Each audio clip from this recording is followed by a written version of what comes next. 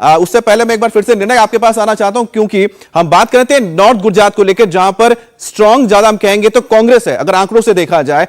बनासकांठा जो एक बहुत बड़ा एरिया है, इसके बारे में जरा बताइएगा कि वहां पर 9 में से बहुत कम सीटें बीजेपी के खाते में आई थी और अरावली में बीजेपी के लिए शायद खाता भी नहीं खुला था 2017 में। तो ऐसे में इस बार आपका जो आकलन है वो क्या बताता है?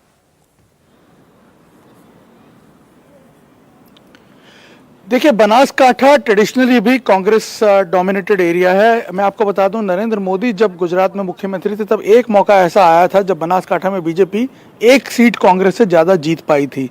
लेकिन उसके अलावा अगर आप देखें, कमोबेश बनासकांठा जो है वो प्रीडोमिनेटली कांग्रेस के साथ ही खड़ा नजर आया। पिछली बार भी अगर हम देखें तो बनासकांठा का परिणाम जो था वो करीब 6 सीटें कांग्रेस जीती थी, 9 में से 2 बीजेपी जीती थी और 1 निर्दलीय जीते थे। जिग्नेश मेवानी अगर आपको याद हो, वडगाम की सीट से लड़ रहे थे। और इस बार भी जिस तरह का वोटिंग पैटर्न देखने में आ रहा है, फिलहाल ऐसा लग रहा है कि सिचुएशन फेवरेबल है उनके लिए। लेकिन मणिभाई वाघेला, जिन्होंने इनफैक्ट जिग्नेश के लिए ये सीट खाली की थी कांग्रेस में से, वो बीजेपी के टिकट से लड़ रहे हैं और जिग्नेश को टफ फाइट दे रहे हैं। बता रहे हैं कि मुकाबला काफी कांटे का है, जिग्नेश के तरफ एज है। लेकिन मैं आपको बता दूं कि पिछली बार बनासकांठा में जो वोटिंग हुई थी वो करीब 72% से ज्यादा वोटिंग हुई थी बनासकांठा में। और इस बार के जो अभी तक के हमारे पास फिगर्स आ रहे हैं, 3 बजे तक बनासकांठा में 55% के आसपास वोटिंग हुई है, जो बाद में रफ्तार जो है थोड़ी और धीमी हुई है। तो हो सकता है कि वहां वोटिंग थोड़ी गिरे, और जिसका फायदा इस बार हो सकता है बीजेपी को मिल भी सकता है, क्योंकि बीजेपी ने अपने कैडर को काफी एक्टिवेट किया है बनासकांठा में। और कहीं ना कहीं हम ये देख रहे हैं कि ये जो पूरा पैटर्न अभी तक सामने आ रहा है, मतदारों में थोड़ी निष्क्रियता दिख रही है, उदासीनता दिख रही है। इसकी 2 वजह हो सकती है। एक तो ये कि बहुत सारे वोटर हो सकता है आश्वस्त हों कि जिस पार्टी को जिताना चाहते हैं बीजेपी को, हो सकता है वो जीत रही है और इसीलिए शायद बाहर ना निकले। लेकिन इसमें बीजेपी का जो कैडर है वो काफी काम कर रहा है। और दूसरा हम देख रहे हैं कि कांग्रेस का वोटर जो है वो शायद बाहर निकलना चाहता हो, लेकिन उसे बाहर निकालने वाला कोई नहीं है, क्योंकि ग्राउंड पे कांग्रेस के जो कार्यकर्ता हैं वो बहुत काम करते हुए नजर नहीं आ रहे हैं। हालांकि कांग्रेस ने इस बार बहुत क्लेम किए थे कि हमने 4 महीने तक पूरा बूथ मैनेजमेंट की एक्सरसाइज की है और हमारा जो मॉडल है वो बीजेपी से भी ज्यादा स्ट्रांग है, बीजेपी से भी ज्यादा इफेक्टिव है। लेकिन ग्राउंड पे ऐसा होता हुआ दिख नहीं रहा है। अब मैं आपको बता दूं कि कांग्रेस में क्या होगा। कांग्रेस में यह होगा कि जो कैंडिडेट स्ट्रांग है वो अपने बेसिस पे अपनी सीट को निकालेगा, वो अपने कार्यकर्ताओं को मोटिवेट करे, जैसा कि कांग्रेस में हमेशा होता है। इसलिए कुछ नया होता हुआ नहीं दिख रहा है।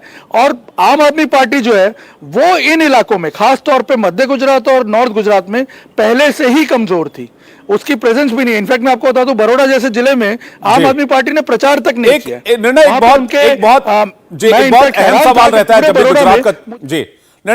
सवाल रहता है जब भी गुजरात का चुनाव होता है कि पाटीदार समाज किसके साथ है। पिछले बार कांग्रेस ने बहुत गणित लगाया था इस समाज को अपनी तरफ करने के लिए, इस बार वही गणित हमने बीजेपी की तरफ से देखा।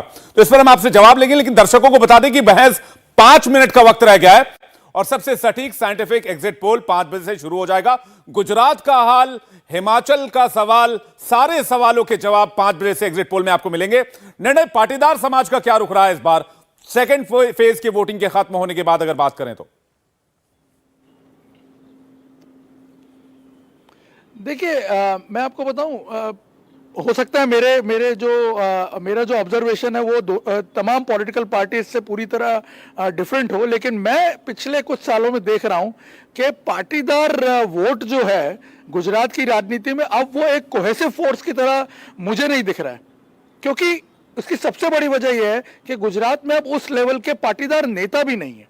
और जो एक पैदा हो रहा था हार्दिक पटेल, उसको 6-8 महीने पहले ही बीजेपी ने पूरी तरह खत्म कर दिया। उसे जब अपने अंदर शामिल किया बीजेपी ने, वो जो पास आंदोलन था, जो एक ज्वाला बनके खड़ा हुआ था 2017 में, उसका पूरा फेस ही चला गया। और उसके बाद हमने देखा कि काफी फ्रेगमेंट उसमें से निकल करके सामने है। मैं आपको बताऊं, आज जितने भी पाटीदार नेता गुजरात में मौजूद हैं, उनमें वो कुव्वत नहीं है कि वो एक साथ आपको एक चंक पूरा दिलवा दे वोट्स का।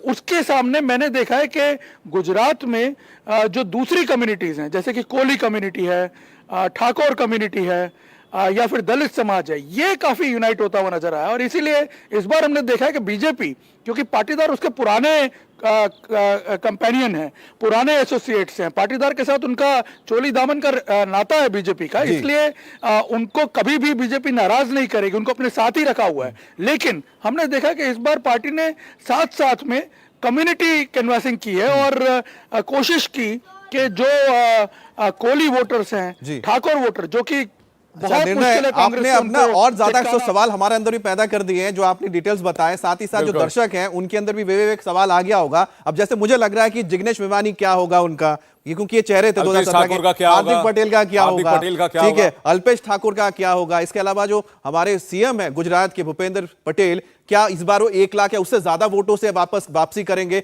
तो इसी तरह से बहुत सारे ऐसे नाम हैं जो हमारे जहन में भी चल रहे हैं। और साथ ही साथ हम तो आपको राजकोट में जडेजा, जो रविंद्र जडेजा की वाइफ है रिवाबा, वो भी चुनावी मैदान में, वो कितने वोट जीतेंगी। तो कुल मिलाकर ये जो सवाल मेरे जहन में आ रहे हैं, आपके जहन में आ रहे होंगे। अगर आप इन सवालों से बचना चाहते हैं, रात को चैन की नहीं सोना चाहते हैं, तो 5 बजे से इंडिया टीवी के सामने बैठ जाइए, एग्जिट पोल बस शुरू होने जा रहा है। आप दोनों का बहुत बहुत शुक्रिया। निर्णय आपका भी, आनंद आपका भी, आगे भी आपसे अपडेट्स लेते रहेंगे। इंडिया टीवी हर वक्त हर जगह डाउनलोड करने के लिए सर्च करें India TV news Google play store या ऐप स्टोर पर।